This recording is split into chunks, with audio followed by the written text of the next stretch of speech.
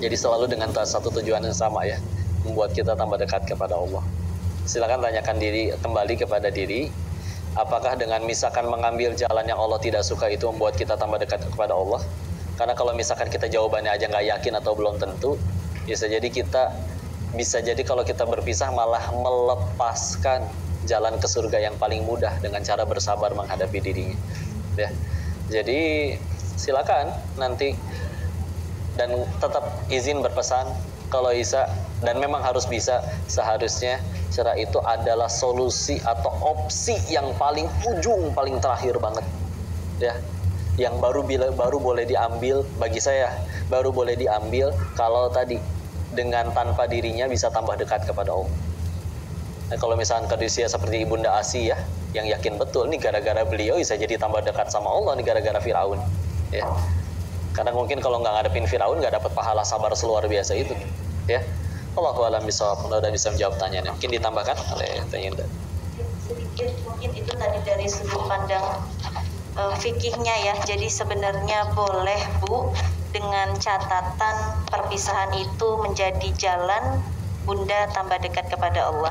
Tapi sedikit tidak layak sebenarnya memberikan nasihat, karena pasti bunda-bunda telah mengalami usia pernikahan yang jauh lebih lama daripada Yunda. Tapi ini nasihat dari guru. Di dalam pernikahan itu, Dek, beliau pernah berpesan kepada Yunda, ini adalah wejangan seorang guru kepada muridnya, yang Yunda mengaminkan bahwasannya ketika seorang wanita lahir itu, dia pertama dilahirkan dari ibu biologisnya. Tapi ada juga wanita soleha yang lahir dari ibu ideologisnya, yaitu guru-guru kita. Beliau berpesan seperti ini, Dek, rumah tangga itu bukan ajang menuntut satu sama lain.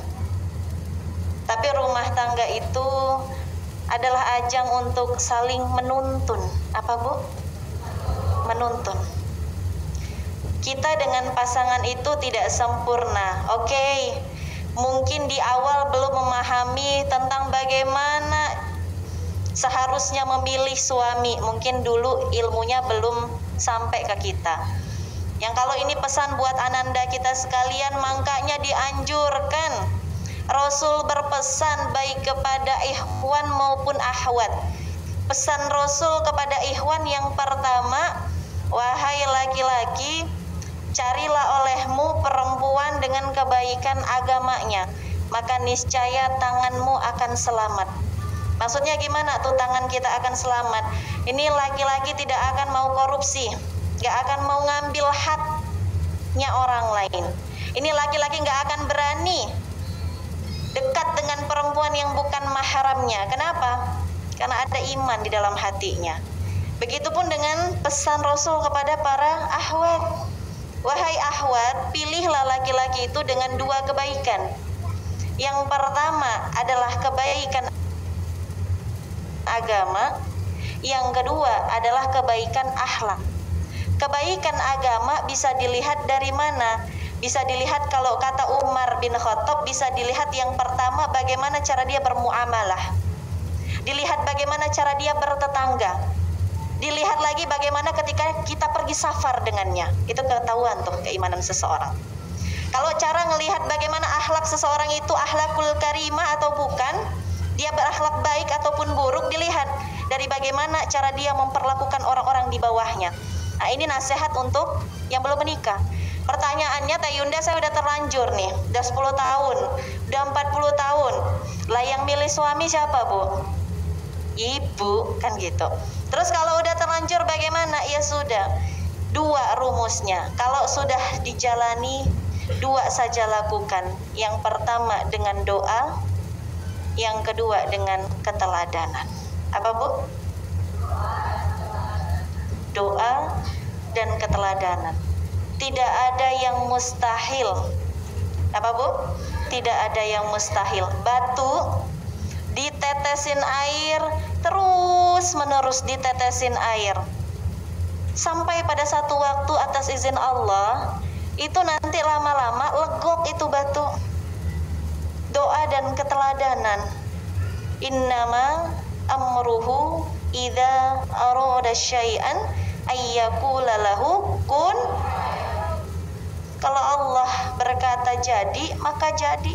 Kalau Allah mengizinkan ini suami ibu yang tadinya nggak mau sholat, dengan wasilah doa ibu di sepertiga malam, dengan wasilah air mata ibu pengen ke surga bareng-bareng, dengan wasilah sedekah ibu menginginkan kebaikan pada suami supaya mau sholat, dengan keteladanan ibu nggak perlu marah-marah.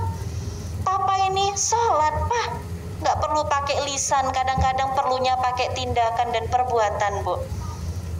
Dilihat suami kita, kok istriku makin baik ya, nggak pernah marah-marah, nggak pernah bentak-bentak saya, sholatnya makin bagus, ke saya makin hormat, sangat menghormati saya, menghargai saya.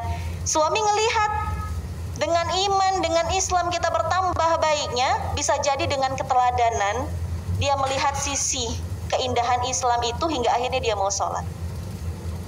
Jadi ini nasihat dari guru yang usia pernikahan Yunda kan masih kurang lebih 4 tahun. Jadi sebenarnya tidak layak, tapi ini Yunda amalkan.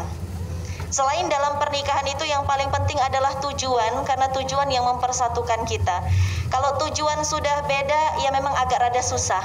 Misalnya yang satu pengen jadi selebgram, yang satu pengen jadi hafiz Quran. Susah, Bu. Yang satu tiap harinya dengerin musik, yang satu tiap harinya murojaah Quran. Agak susah tuh ketemunya. Atau sederhana deh, kita naik angkot, Bu. Suami pengennya ke Medan, saya pengennya ke Bandung. Kira-kira bisa bareng nggak, Bu? Tapi kalau misalnya nih, kita sama-sama tujuannya satu, pengen ke Medan, walaupun di angkot nanti bannya pecah, panas, banyak masalah di dalam angkot, kalau tujuannya sama, emang kita mau pisah angkot? Ngapain? Tujuannya masih sama-sama ke Medan. Jadi kalau misalnya ngobrol sama suami, ayah, buya, sayang, tujuanmu masih ke Allah? Iya. Ya sudah, kalau tujuannya masih sama, ngapain kita harus pisah angkot? Bismillah, kita PDLT bersama, perbaiki diri, melakukan yang terbaik. Insya Allah, mudah-mudahan Allah ridho dengan rumah tangga kita. Jadi yang paling penting itu bukan cuma sekedar fikih boleh atau tidak lalu berpisah, bukan, Bu. Tapi masih ada ikhtiar yang bisa kita lakukan. Ya, ikhtiar dulu yang terbaik, luruskan niat, sempurnakan ikhtiar. Hasilnya bagaimana nanti, Bu? Fatawakal 'alallah, serahkan kepada Allah.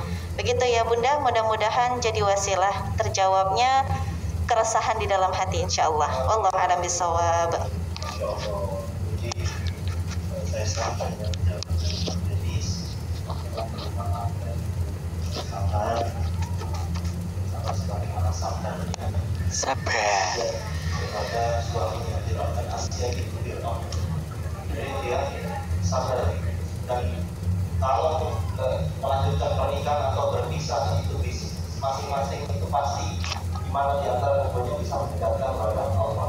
Kalau masih bersama suami sih tetap akan semakin dekat kepada Allah Taala.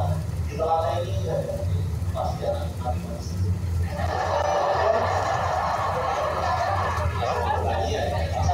Apa itu? Susu kurma ya? Tanahnya. dan jalan dari Allah yang saya ingat dan menunjukkan rahasia katanya beliau mengutip dari gurunya, berumah tangga itu bukan menuntut tapi menuntut.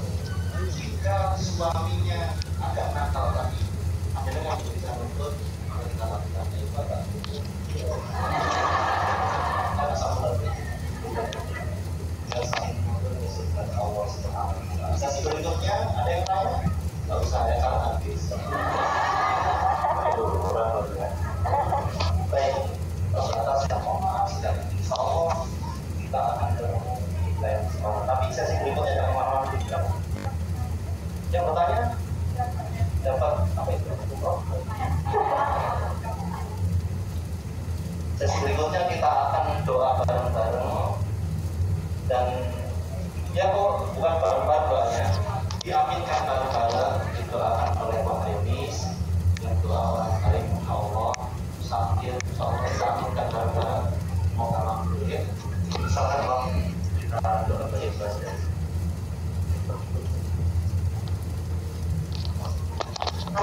Ibunda mohon keridoan hatinya, kita sama-sama menundukkan hati dan kepala kita bermunajat kepada Allah. A'udzubillahi minasyaitonirrajim. Bismillahirrahmanirrahim. Allahumma salli ala sayyidina wa habibina wa syafiina wa maulana Muhammad wassalim radhiyallahu tabaraka ta'ala an kulli sahabati rasulillahi ajma'in. Bismillahirrahmanirrahim. Hamdan syakirin, hamdan na'imin, hamdan yuafi ni'amahu wa yukafi mazidah. Ya Rabbana lakal hamdu kama yanbaghi li jalali wajhika li karimi wa azimi sultanik. Allahumma salli ala sayyidina Muhammad wa ala ali sayyidina Muhammad. La ilaha illa anta subhanaka inni kuntu minadh dhalimin. Allahumma ighfir lil muslimina wal muslimat wal mu'minina wal mu'minat al ahya'i minhum wal amwat. Allahumma ighfir lana wa li walidayya warhamhuma kama rabbayana shighara. Ya muqallibal qulub tsabbit qulubana ala dinik. Allahumma a'inna ala dzikrika wa syukrika wa husni ibadatik. Ya Allah, berkahi majlis ini ya Allah. Ajarkan ilmu yang bermanfaat saja kepada kami ya Allah. Jadikan sisa usia kami hanya mengejar ridho-Mu saja ya Allah. Jadikan di hati kami hanya Engkau yang berkuasa, hanya nomor satu, hanya Engkau saja di hati kami ya Allah. Jadikan sisa usia kami hanya mengejar ridho-Mu ya Allah. Dekatkan kami dengan teman-teman, sahabat, guru, ilmu, lingkungan yang membuat kami semakin dekat dengan ridho-Mu ya Allah. Jauhkanlah kami dari segala hal yang membuat kami lalai dari mengingat-Mu ya Allah. Ya Allah, terimalah amal soleh kami yang ala kadarnya ya Allah. Terimalah amal soleh kedua orang tua kami ya Allah. Izinkan kami menjadi hamba-Mu yang Engkau bimbing terus dengan hidayah-Mu ya Allah. Jangan Kau biarkan kami wafat dalam keadaan taubat kami belum Engkau terima ya Allah. Jangan Kau biarkan kami wafat dalam keadaan dosa-dosa kami masih belum Kau ampuni ya Allah. Ya Allah, terimalah pertaubatan kami ya Allah. Sungguh kami menyadari diri kami melampaui batas, namun kami sadari ampunan-Mu selalu jauh lebih luas ya Allah. Dan sungguh kami merugi jika kami tidak mendapat ampunan dan rahmat-Mu ya Allah. Ya Allah, jangan Kau biarkan kami mengurus urusan kami sendiri walaupun hanya sekejap mata ya Allah. Sungguh kami tidak mampu. Jadikan kami selalu bergantung hanya kepada-Mu ya Allah. Anugerahkan kepada kami keturunan yang solih-solihah, yang hafidh-hafidhah. Rabbi habli minas solihin, Rabbi habli minas solihin, Rabbi habli minas solihin, Rabbi habli min ladunka dzurriyyatan thayyibatan innaka sami'ud du'a. Rabbi la tadharni fardan wa anta khairul warithin. Rabbi ij'alni muqimas sholati wa min dzurriyyati rabbana wa taqabbal du'a. Allahumma inna as'aluka ilman nafi'an wa rizqan thayyiban wa amalan متقبلا. اللهم إنا أسألك رضاك والجنة ونعوذ بك من سخطك والنار. اللهم إنا أسألك حسن الخاتمة ونعوذ بك من سوء الخاتمة. ربنا آتنا في الدنيا حسنة وفي الآخرة حسنة وقنا عذاب النار وادخلنا الجنة مع الأبرار عزيز يا غفار يا كريم يا رب العالمين. سبحان ربك رب العزة عما يصفون وسلام على المرسلين walhamdulillahi rabbil alamin. Kami mohon maaf sebesar-besarnya atas segala kesalahan, kekurangan dari diri kami. Jika adakah itu semua seluruhnya berasal dari kebodohan dan kelemahan kami, mohon ridhonya untuk dimaafkan dan juga dinasihati atau dikoreksi. Jika ada kebaikan seluruhnya dari Allah, dan mari kita bersyukur kepadanya. Dikembalikan kepada Ustadz. Barakallahu fikum. Assalamualaikum warahmatullahi wabarakatuh. Rasa perbukaan ini di komisi acara